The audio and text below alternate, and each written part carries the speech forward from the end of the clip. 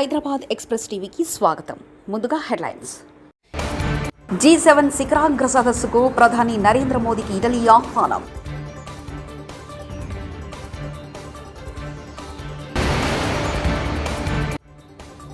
నా రాజీనామా సిద్ధం, సీఎం రేవంత్ కూడా చిత్తశుద్ధి నిరూపించుకోవాలి, హరీష్ రావు.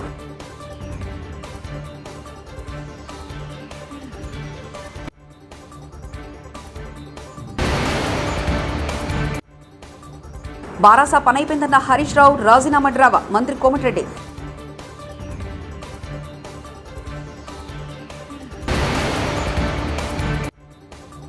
పేదవాడెవరో పెత్తందారెవరో ప్రజలు ఆలోచించుకోవాలి, బీటెక్ రవి.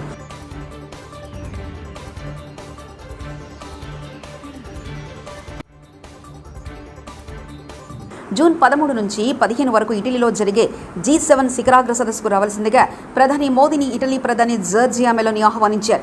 శుక్రవారం ఆమెతో మాట్లాడిన మోదీ ఈ ఆహ్వానానికి కృతజ్ఞతలు తెలిపారు. G20 కూటమి సదస్సులో తీసుకున్న నిర్ణయాలను ముందుకు తీసుకెళ్లడంపై చర్చించినట్లు ఆయన ఎక్స్లో తెలిపారు. జూన్ 4న వెల్లడి కాబోయే సార్వత్రిక ఎన్నికల ఫలితాల్లో మోదీ గెలుపుపై విదేశాలు నమ్మకంతో ఉన్నాయన్న విషయాన్ని తాజా ఆహ్వానం చాటుతుందని అధికార వర్గాలు పేర్కొన్నాయి. ప్రముఖ నటుడు గోరఖ్పూర్ బీజేపీ అభ్యర్థి రవికిషన్ తన తండ్రి అంటూ జూనియర్ నటి షినోవాసోని వ్యాఖ్యలు చేసిన సంగతి తెలిసిందే. ఈ విషయాన్ని తేల్చేందుకు DNA పరీక్ష చేయించాలంటూ ఇటీవల ముంబై కోర్టుని ఆశ్రయించారు. అయితే ఆమె అభ్యర్థనను తోసిపుచ్చింది. రవికిషన్ తన భర్తాన్ని కొద్ది రోజుల క్రితం షినోవా తల్లి అపర్ణ విలేకరుల సమావేశంలో ప్రకటించారు. హామీలు అమలు చేయకుండా ప్రజలను కాంగ్రెస్ ప్రభుత్వం మోసగించిందని మాజీ మంత్రి భారత నేత హరీష్ రావు విమర్శించారు. తన రాజీనామా పత్రాన్ని గన్ పార్క్లోని అమరవీరుల స్థూపం వద్ద మేధావులకిచ్చి మాట్లాడారు. బాండ్ పేపర్లు సోనియా గాంధీ పేరిట లేఖ ఇచ్చి సీఎం మాట తప్పారన్నారు. బాండ్లకు కాలం చెల్లిందని ఇప్పుడు దేవుడిపై ప్రమాణాలు చేస్తున్నారని తెలిపారు.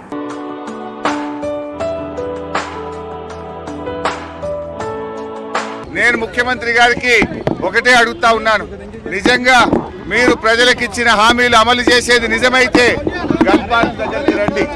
ఈ గన్ పార్క్ దగ్గర అమరుల సాక్షిగా ప్రమాణం చేద్దాం.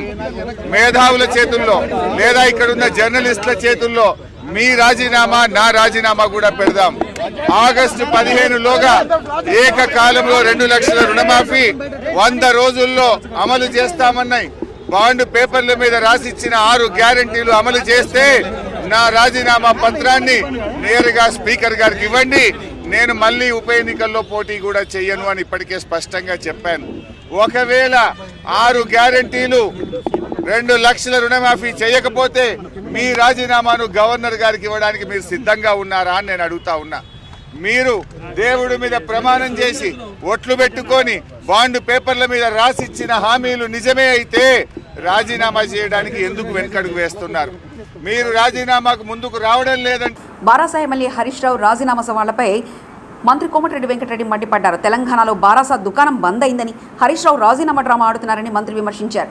నిజంగా రైతులపై ప్రేమ ఉంటే హరీష్ రావు రాజీనామా లేఖను స్పీకర్కి ఇవ్వనన్నారు. పార్టీ అధ్యక్షుడు అన్నట్టు, లేకపోతే పార్టీలో ఈయన పెద్ద లీడర్ అన్నట్టు, 5 ఏళ్ళు 10 ఏళ్ళ అధికారం ఉంటే ఈయన ఒక మామూలు ఎమ్మెల్యే తప్ప కేసీఆర్ తప్ప ఎవరిని నడవలే, కలుతుంది. ఆఖరి సంతోష్ రావు అంతది కూడా నడవలేనా. ఈ జన్మలో నీ పార్టీ జూన్ 3, 4కి వెళ్ళి దుకాణం బంద్ అవుతుంది. 16 సీట్లలో ఎక్కడ డిపాజిట్ వస్తలేదు. నువ్వు ఎమ్మెల్యే గెలుచుకోవడం కష్టం అని చెప్పి ఈయన నాటకాలు ఆడటానికి మళ్ళొక్కసారి ఇవాళ రాజీనామా పత్రం అని చెప్పి ఆ లెటర్ తీసుకొచ్చిన తర్వాత ఆ లేఖ చూస్తే నాకే నవ్వు రావడం కాదు, ప్రజలందరూ కూడా అనుకుంటారు వీడు మళ్ళా జోకర్ చేసి మళ్ళా అనుకుంటాము. ఆ రోజు అగ్గిపేట దొరకలేక ఆత్మహత్య చేసుకోలేదేమో, నిజంగా అగ్గిపేట దొరకలేదేమో అనుకుంటు. కానీ ఇవాళ రాజీనామా ప్రొఫామాలో రాసుకొచ్చి రైతు రుణమాఫీ గురించి మాట్లాడితే వేదేదో రాసుకొచ్చి అవన్నీ మాకు తెలుసు, అన్ని ఇంప్లిమెంట్ చేస్తాం 5 చేసినాం, మిగిలిన కూడా చేస్తామని తెలుసు మాకు. మీ చరిత్రలో మీ కుటుంబమే, నీ పార్టీనే మోసాల పార్టీ, అవినీతి పార్టీ. ఇవాళ ప్రొఫామాలు ఎన్ని నువ్వు రాజీనామా పత్రాన్ని తీసుకొచ్చి మళ్ళా జోకర్ అయినావు. అందుకనే కాంగ్రెస్ పార్టీని విమర్శించడం మానం. తెలంగాణ ఇస్తాంటే ఇచ్చినాం.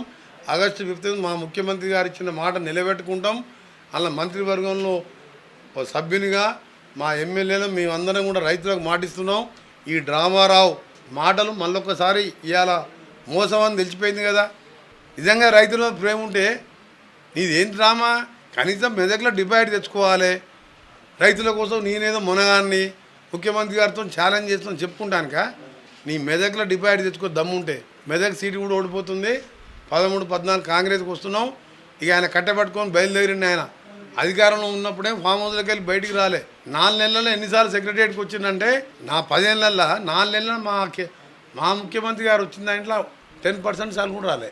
మొత్తం 5-10 సార్లు రాలే. మా ముఖ్యమంత్రి గారు హైదరాబాద్లో ఉంటే 3 నెలల్లో 60 రోజులు 60 సార్లు వచ్చింది సెక్రటరియట్కి. అందరిని కలిసేవారు. అపాయింట్మెంట్ లేదు, సెక్యూరిటీ లేదు, ఎవరిని చెక్ చేసేయలేదు.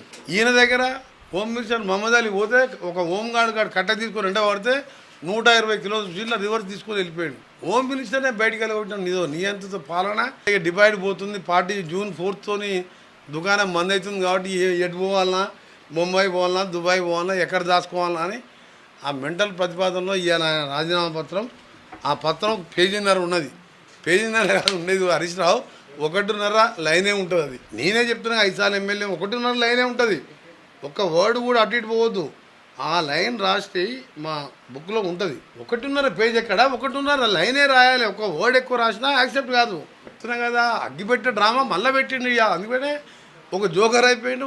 ఆంధ్రప్రదేశ్లో పెత్తందారులకు అసలైన ప్రతినిధి సీఎం జగనేనని తెలుగుదేశం పార్టీ నేత, ఆ పార్టీ పులివెందుల అభ్యర్థి బీటెక్ రవి విమర్శించారు. ఎక్కడికెళ్లినా పేదలకు పెత్తందారులకు మధ్య పోరాటం జరుగుతుందని ఆయన ఉదరగొడుతున్నారు. కడపలో నిర్వహించిన మీడియా సమావేశంలో ఆయన మాట్లాడారు. ఎన్నిక అఫిడవిట్లో సుమారు 750 కోట్ల ఆస్తులు ఉన్నట్లు జగన్ పేర్కొన్నారని, ఆయనపై పోటీ చేస్తున్న తన ఆస్తి దాదాపు 80 లక్షలు మాత్రమేనని బీటెక్ రవి తెలిపారు. దీన్ని బట్టి పేదవాడెవరో పెత్తందారెవరో పులివెందుల ప్రజలు ఆలోచించుకోవాలని సూచించారు. ఇటువంటి క్యాప్షన్ మొత్తం అంటే ఎక్కడ చూసినా పోస్టర్స్లో పేదవాడికి పెత్తందారుడుకు పోటీ అన్నట్టు, అంటే తెలుగుదేశం వాళ్ళు వచ్చేసి పెత్తందారులు అయినట్లు, ఆయన పేదవాడికి రిప్రజెంటేటివ్ అయినట్టు ఆయన మాట్లాడడం జరిగింది. అసలు రాష్ట్రంలో ఉండే పెత్తందారి వాళ్ళకే వచ్చేసి జగన్మోహన్ రెడ్డి ఒక రిప్రజెంటేటర్గా ఉంటూ ఆయన పేదవాడి సైడ్ ఉన్నట్లు మాట్లాడుతూ ఉన్నాడు. ఈరోజు ఆయన అఫీషియల్ అఫిడవిట్ 750 కోట్లు దాదాపు ఉంది. ఆయన మీద పోటీ చేస్తున్న నా అఫిడవిట్ అంతా కూడా 70-80 లక్షల్లోనే ఉంది. అంటే ఇప్పుడు ఆయన ప్రకారమే, ఆయన చెప్పినట్లుగానే, అంటే ఇక్కడ పేదవాడెవరు వచ్చేసి పెత్తందారుడు ఎవరు ఒక్కసారి పులివెందుల ప్రజలు కానీ రాష్ట్ర ప్రజలు కూడా ఆలోచన చేయండి. ఆయన ఏం చెప్పాడు, పేదవాడి సైడ్ ఉండమన్నాడు.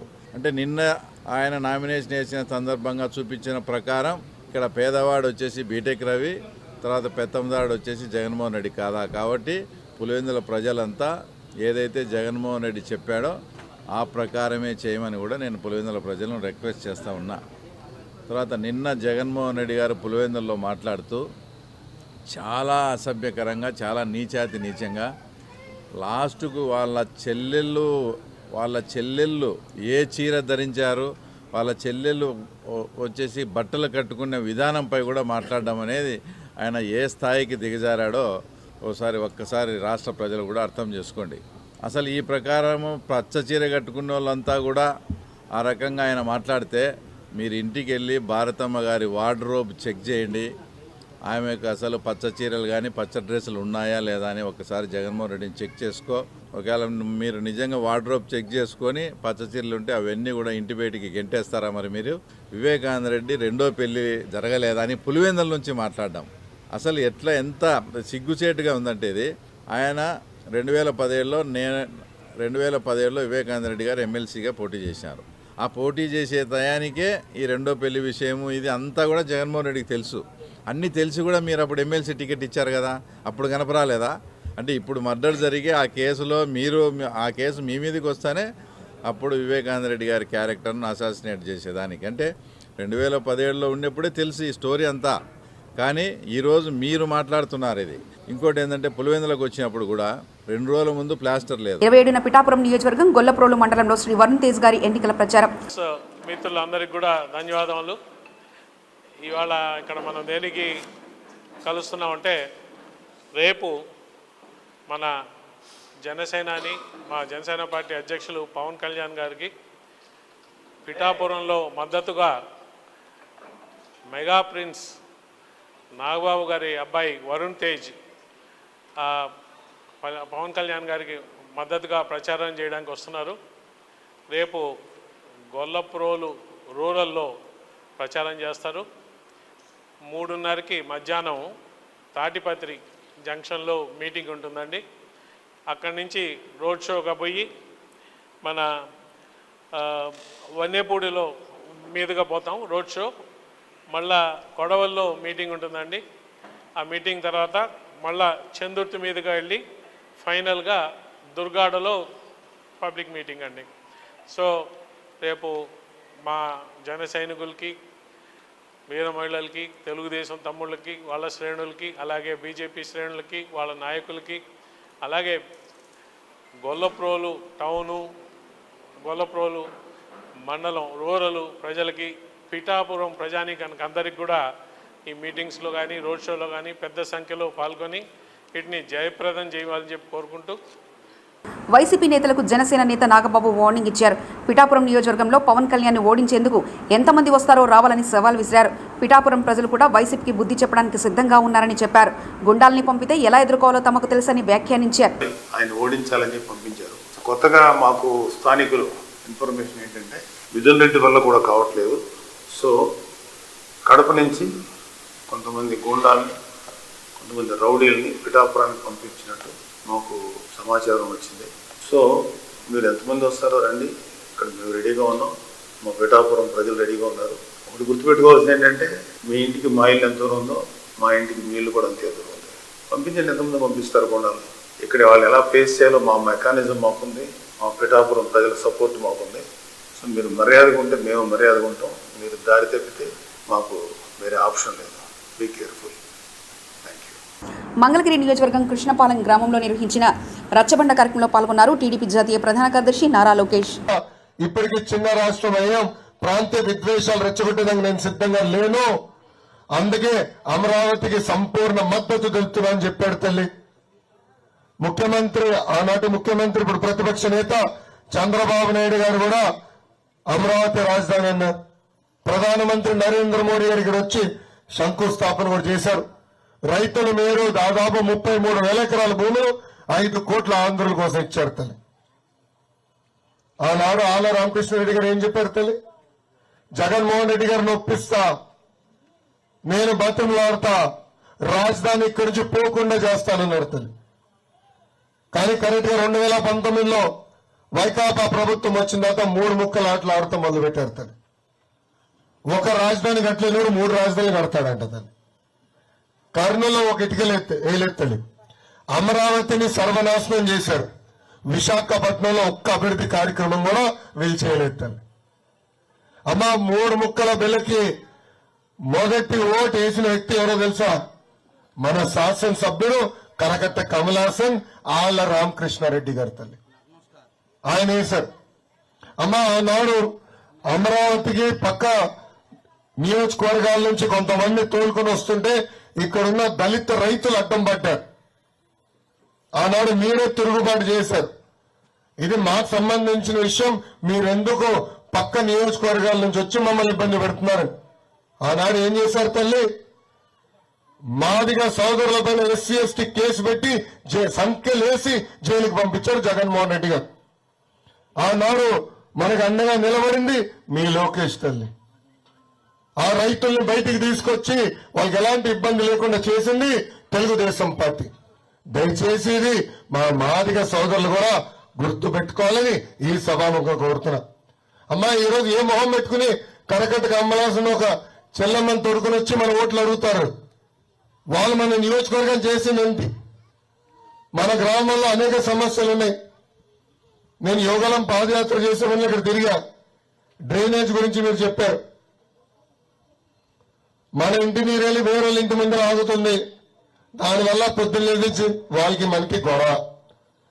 అమ్మా, దీనికి శాశ్వతమైన సమస్య పరిష్కారానికి, ఈ సమస్య శాశ్వతంగా పరిష్కరించడానికి భూగర్భ డ్రైనేజ్ చేయాలి. ఆ భూగర్భ డ్రైనేజ్ చేసే బాధ్యత మీ లోకేష్. G7 శిఖరాగ్ర సదస్సుకు ప్రధాని నరేంద్ర మోదీకి ఇటలీ ఆహ్వానం.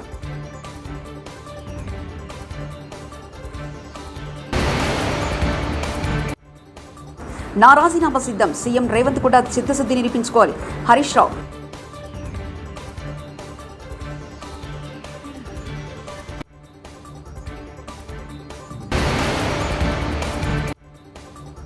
బారాసా పనైపోయిందన్న హరీష్ రావు రాజీనామా డ్రావా. మంత్రి కోమటిరెడ్డి.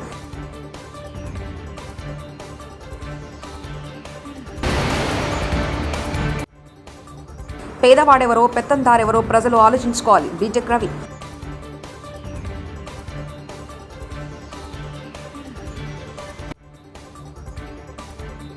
ఇవి బులెటిన్ విశేషాలు.